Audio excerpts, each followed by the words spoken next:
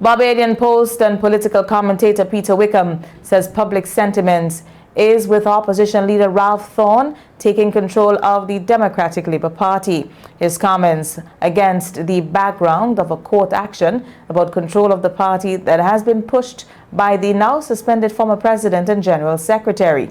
On Monday, a court ruled that Andre Worrell and Pedro Shepherd should remain as acting president and general secretary for the next month. A veteran DLP member, Ricardo Williams, has filed a certificate of urgency requesting the DLP's executive take the necessary steps to restore Ronnie Yearwood and Steve Blackett. Wickham says public support seems to be with Thorne ultimately leading the party. The thing that's clear to me, though, is that public sentiment seems to be coming down on the side of Ralph Thorne. That is appearing from all that I have heard in public statements. There are not a lot of people that are supportive of Ronnie Yearwood, and I think the reality is that we look to a leader that has a seat, and if the fact that Ralph Thorne does and Ronnie Yearwood doesn't, is a key factor. He said the current fight within the DLP could have long-term implications for the movement. I think the long-term implication is that it sends a signal that the Democratic Labour Party is not ready for office. That is the public signal it sends.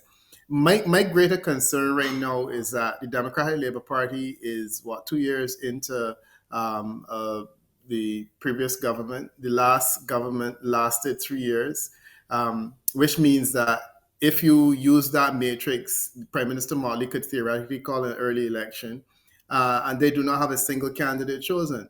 So you're looking at 2 years in, a party that lost all of the seats, that was unable to defend a single seat in the election. It's now for the second time without a seat in Parliament. They have a seat in Parliament from someone who crossed the floor. But my greater concern is that not a single candidate has been chosen, and you have 2 years that have passed.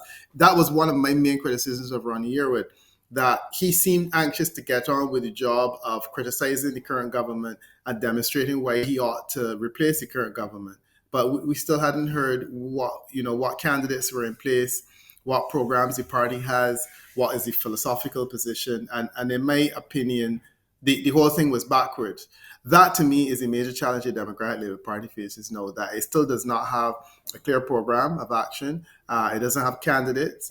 And when all of this is said and done, the DLP still needs to settle down and determine candidates. Wickham said that the DLP could win at least 3 seats, but it needs to quickly get its act together.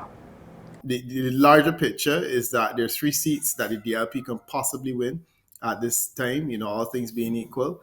And I think there's going to be a bit of jostling for those seats. So whoever comes out on top of this legal battle, in my opinion, is in a better position to influence the outcome in terms of who gets to go into those seats. And I think that's probably going to be the more interesting phenomenon.